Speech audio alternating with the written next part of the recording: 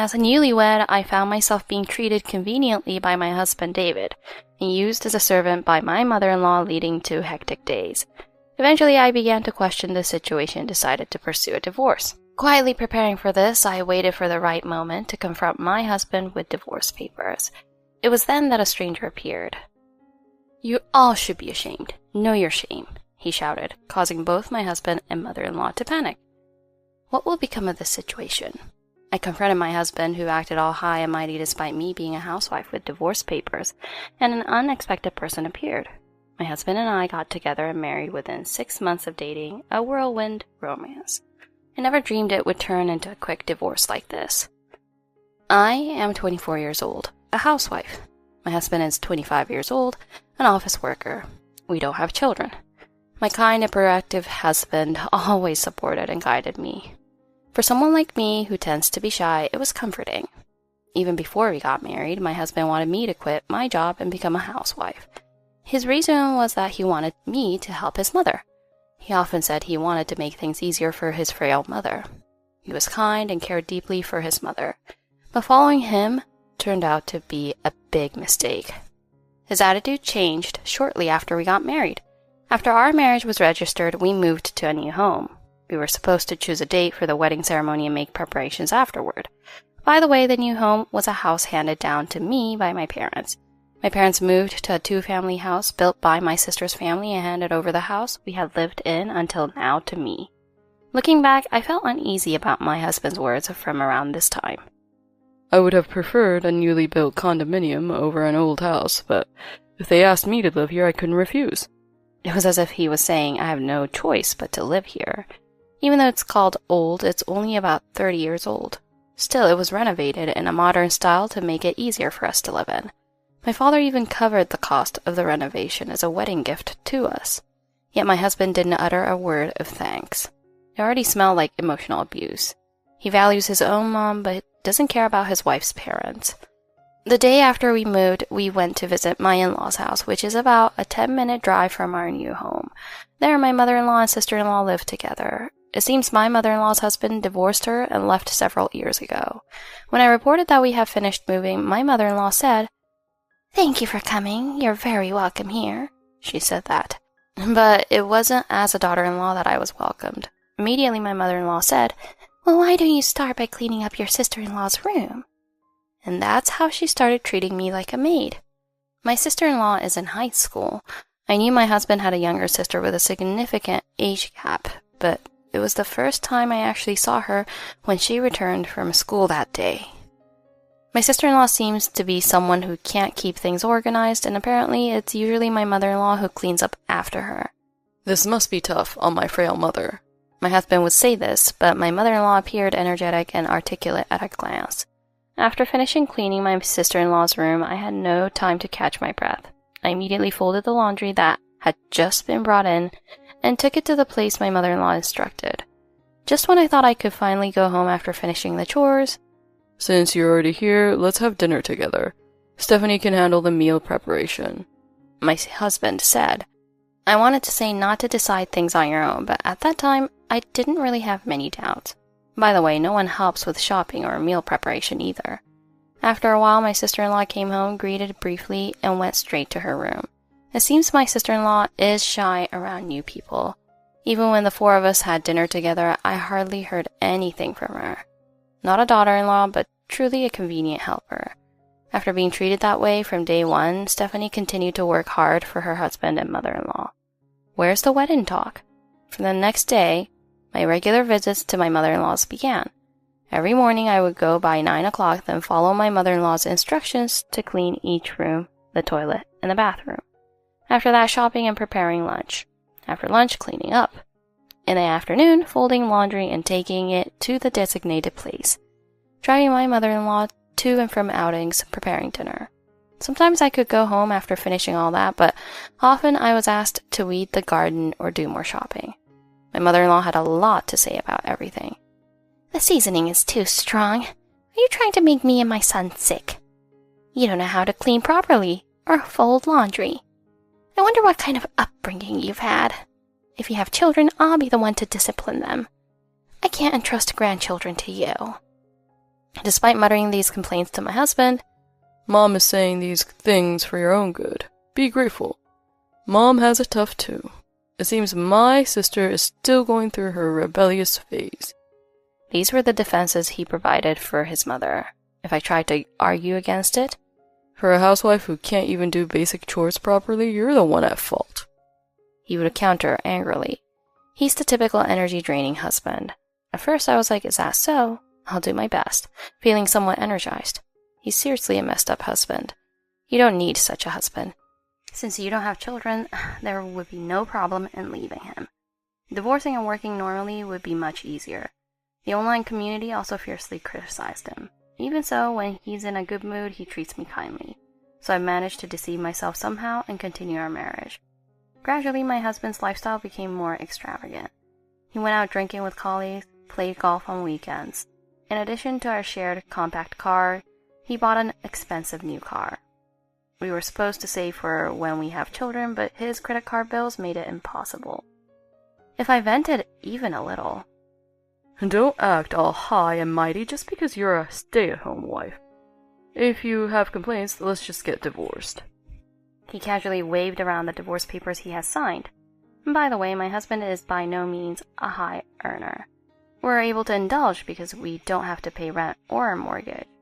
Yeah, without any gratitude towards my parents, he bragged about this extravagant indulgence to my colleagues. On days when my husband goes drinking with his colleagues, I often receive late-night come-pick-me-up calls. If I go to pick him up, his colleagues, who usually join him, end up getting a ride home in the car as well. His colleague always apologized with a look of regret. Stephanie, I'm truly sorry. I intended to catch the last train home on time, but the conversation got lively and... To the apologetic colleague, David responded, This is just how it is, right? This person is living off my earnings. You should get married soon, too. And thus my husband inexplicably asserted dominance. As a result, the colleague gave a wry smile and lowered his head to me. It was a familiar pattern. Your husband is so infuriating. His coworkers are completely appalled. I don't think it would be fun to have a drink with him. That's right. Sometimes he calls me out at 3 or 4 in the morning. It's quite a hassle for his colleague too, right?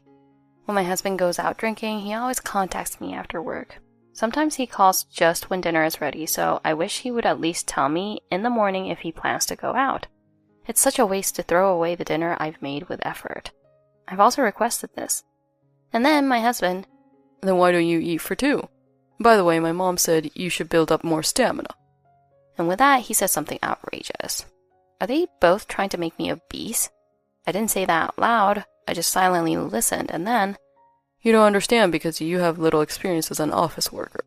Whether I go out for a drink or not depends on the work situation that day. Besides, if invited by the boss, you can't refuse, right? At any rate, my boss says I'm a promising star. I was so tired of hearing his bragging about what he would do when he get promoted. The only respite I could get was around the weekends. My husband, who has Saturdays, Sundays, and holidays off, always went drinking on weekends.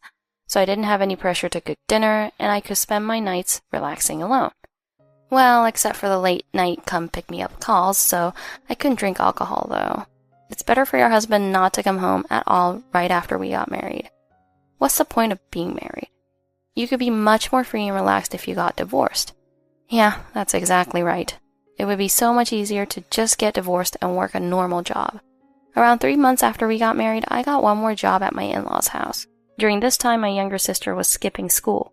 She'd lock herself in her room, and if my mother-in-law scolded her, she'd retort angrily and cause a scene. It became my job to calm her down and listen to her. But compared to dealing with my mother-in-law and my energy-sapping husband, it was much easier. My sister-in-law wouldn't do anything, but at least she wouldn't say anything to me either. Taking care of her daily needs without any complaints was actually quite pleasant. When my sister-in-law was in her room, I felt relieved for my mother-in-law's constant demands, and I appreciated that too. Reclusive sister-in-law, good job. Is she on your side?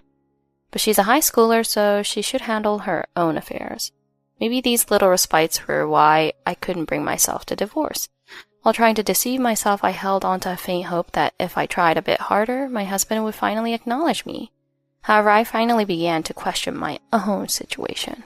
It was someone close to me who made me realize that this wasn't normal. On my first Mother's Day after marriage, I bought a bouquet for my mother and went to my sister and brother-in-law's home. My parents and my sister and brother-in-law were delighted to see me. When asked why my husband wasn't with me, I casually brushed it off, saying it was due to work commitments. The scene at my sister and brother-in-law's home was shocking to me at the time.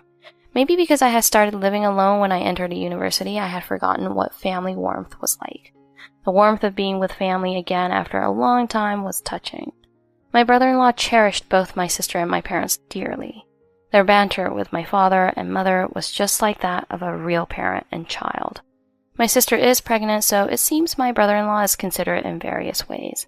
When her morning sickness is severe, he apparently helps with the housework. Ah, so this is what family is. For a moment I wondered if my husband would change once we had children, but my thoughts quickly changed. A child with a father and grandmother like that would be too pitiful. Thanks to that experience, I finally felt liberated. At the same time, a strong resentment towards my husband surged within me. All right, let's get a divorce. I'll discard that kind of husband from my life. From that day on, I steadily progressed with preparations for divorce. When I explained the situation to my parents and sister's family, "Yeah, you'll have a divorce on your record, but it's much better than enduring and living like this." They understood so easily.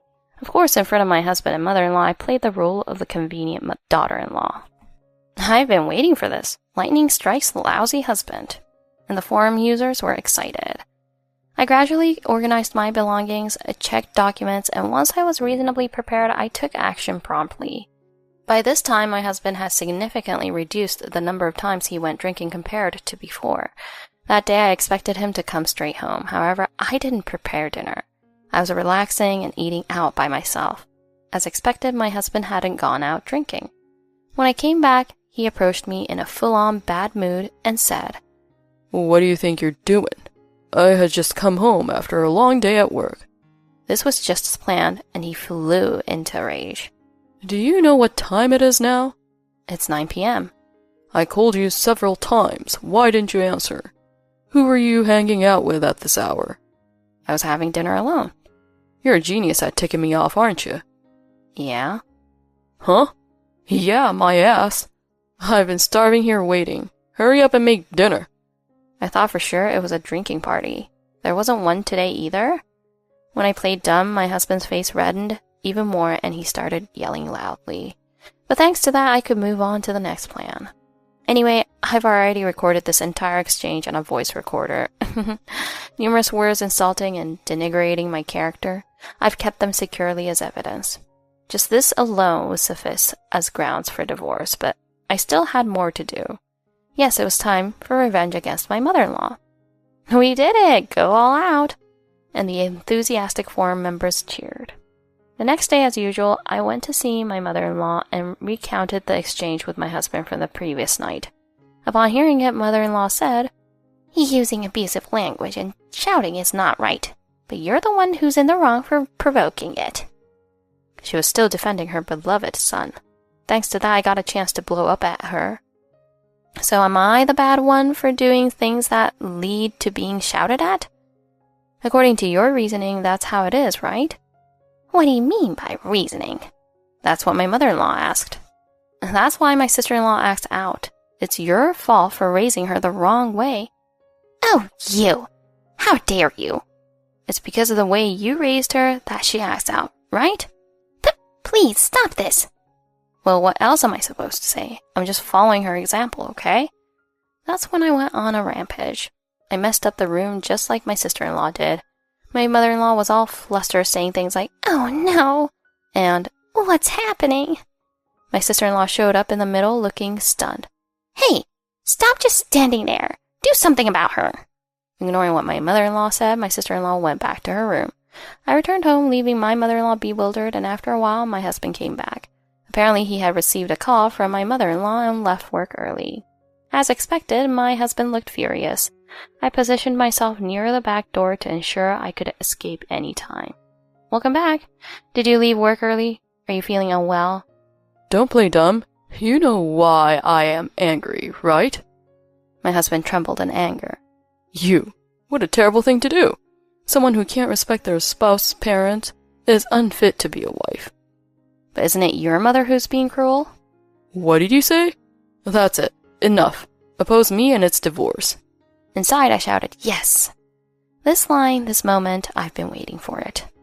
Apologize to my mother right now. Get down on your knees. Otherwise, I'll really divorce you. I handed over the paper to my yelling husband that I had prepared. Oh, fine. Here's the divorce papers.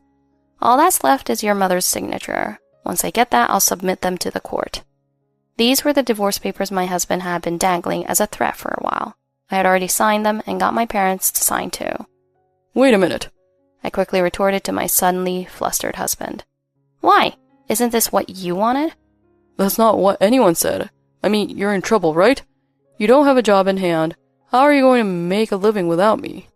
Facing my unexpected counterattack, my husband started to fumble nervously. But his attempts to assert dominance with his I'm the man attitude were laughable. As I watched his comical display with a cool gaze, my mother-in-law barged into our home.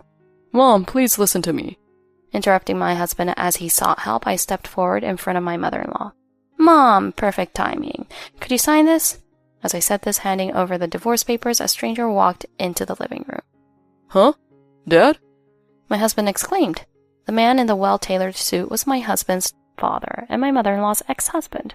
With a triumphant look, my mother-in-law turned to her ex-husband and he said, So this is that infamous, disgraceful woman. After causing such a ruckus in our home, now she's starting a divorce scandal? Who does she think she is, anyway? You should say something to her, too. At that moment, my father-in-law said, Nice to meet you. I'm her son's father. And he nodded to me. I returned the gesture with a slight nod. I thought the old hag brought in reinforcements, but it wasn't that. Today I have come to apologize for all the rudeness of my son and wife, my husband's father said. Hey, you! That's not what we agreed on. She was panicking next to me, but she was silenced quickly. Quiet. But... Stephanie, I'm so sorry for the pain I've caused you. It's truly inexcusable. Saying this, he lowered his head deeply this time. When I listened to the story again, I heard that my father-in-law rushed over after receiving a call from my sister-in-law. During occasional phone calls when he was worried about his daughter skipping school, it seems my situation came up as well. This time he interrupted his work to come here because... This is bad. My sister-in-law is losing it. This was the urgent request made by my sister-in-law. I've been worried since I heard my daughter's story. Even though we're divorced, I still bear responsibility for neglecting my wife and kids. So, taking responsibility himself, my father-in-law said this and signed as a witness on the divorce papers. And even now there's no sign of remorse from the two of them. You guys should apologize to Stephanie too, he shouted angrily. However, my husband was not a man of his word, and as soon as he opened his mouth, he started making excuses. I don't remember doing anything to deserve a divorce. Sure, I asked Mom for help, but it was all for Stephanie's sake. Stephanie wants to be seen as a thoughtful wife too, right? But Mom says things like, and don't let her boss you around. Anyway, why should I apologize? I give her living expenses and let her stay home. Isn't that enough? And that's when I couldn't help but shout. Shut up! I'm not a housewife because I want to be. Didn't you say I haven't done anything to deserve divorce? Well, what about this? And then seizing the moment, I played back a voice recorder, packed with evidence. I also played the recordings of my mother-in-law's bullying behavior towards me. Immediately, my husband and mother-in-law started to panic. My father-in-law's expression turned into a furious scowl in an instant. You two, how dare you treat someone else's precious daughter like this? Shame on you. His angry voice echoed through the room. My husband and mother-in-law mumbled apologies, clearly flustered. Unexpected reinforcements arrived, and your pent-up frustration cleared in an instant. Father-in-law, you're awesome. I'm glad your husband's father is a decent person. Your relationship with your sister-in-law had been tenuous, but she seemed like an ally now. That's what the online community said. My husband's father grabbed my husband and my mother-in-law's heads and lowered them to apologize to me. With no room left for excuses, my husband had no choice but to agree to the divorce. After thanking my father-in-law, I immediately went to the city hall and submitted the divorce papers. I also started the procedure to sell the house we currently live in. It's a house we renovated with the consent of both parents. When we discussed divorce, we agreed as a family to sell it. Afterward, I wanted to thank my sister-in-law, so I went to my mother-in-law's house one last time. Thank you. You really helped me. But I'm sorry I imitated you, sister-in-law. I apologized like that, and she responded, It can't be helped with that, Mom. I think you held on for almost a year. And my sister-in-law showed an unusual smile. Not long after that, the divorce papers were accepted and I was finally single.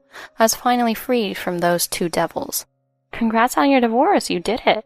Your sister-in-law must have had a tough time too. Actually, she might be the most level-headed one of all. That's good. I'm sure you'll find someone better next time. And so the online community cheered me on. I was so happy to finally be single, but the two people who had dumped me were still clinging on. It was so annoying. I was staying with my sister and her husband for the time being. I started looking for a job right away, but those two devils were even more persistent than I thought, and my ex-husband kept sending me, "You were the only one for me" emails.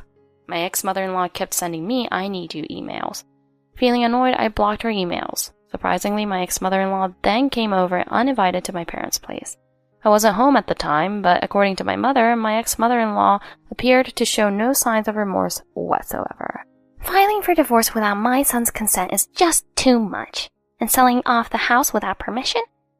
Certainly we're not blameless either, but I've apologized profusely.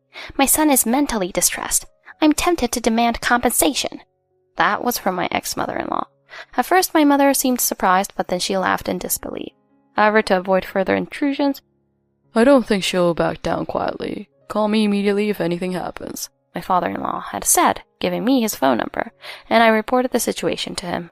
As a result, it seems my ex-mother-in-law received a severe scolding from her own ex-husband. Consequently, both my ex-husband and ex-mother-in-law are prohibited from approaching me. My ex-husband has to pay compensation to me. The allowance my ex-father-in-law was providing to my ex-mother-in-law has been significantly reduced. These three directives were imposed by my ex-father-in-law. Interestingly, it appears my ex-father-in-law grew tired of my ex-mother-in-law's arrogance and decided to divorce her. After much nagging, my ex-mother-in-law finally agreed to a settlement where she would receive alimony for my sister-in-law and a significant amount of spousal support. Of course, for my ex-father-in-law, a company executive, this was a much easier arrangement than continuing the marriage. As a result of this agreement, my ex-father-in-law took custody of my sister-in-law. I heard that my sister-in-law later transferred to a distance learning high school. My ex-husband returned to his mother's house. If the two of them don't obey my ex-father-in-law's orders, I'll completely cut off their living expenses, he said, threatening them with that. Also, I heard a funny story from my ex-husband's colleague, whom I coincidentally met during job hunting. Apparently, my ex-husband became the laughingstock at his company. He's the pitiful man who got left by his wife. It seems my ex-husband changes his attitude depending on the person at work. He was boasting to his colleagues and subordinates. The decrease in the number of drinking parties probably made everyone drift away from him because of that. So with his great pride, my ex-husband found it uncomfortable at work and resigned voluntarily. Now he doesn't even have a job, but has to pay me compensation. My ex-mother-in-law also can't live luxuriously due to the reduction in living expenses for my ex-father-in-law. She seems to lead a modest life. Thanks to that, there are various rumors circulating in the neighborhood, and now I've secured a job, so I feel relieved. I'm also looking for an apartment and will move soon. Since my ex-husband's colleague works in real estate, I trusted him to find a suitable place, and he found a place that meets my requirements. When I coincidentally met him in town, we had a lively conversation which led to discussions about job hunting and apartment searching. I don't want to think about marriage for a while, but somehow I'm maintaining a good relationship with him. Colleague, marriage didn't work out, but Stephanie is blessed with good people around her. That's great. I wish you happiness. And so the online community were relieved too. That's the end of my story. Thank you for reading until the end. This time, Stephanie's decision to divorce led to unexpected helpers appearing, resulting in her husband and mother-in-law receiving ample punishment. Furthermore, her husband's inappropriate behavior outside led to him becoming a laughingstock within the company, further damaging his reputation. Stephanie's decisive actions surely brought relief to various people associated with her husband and mother-in-law.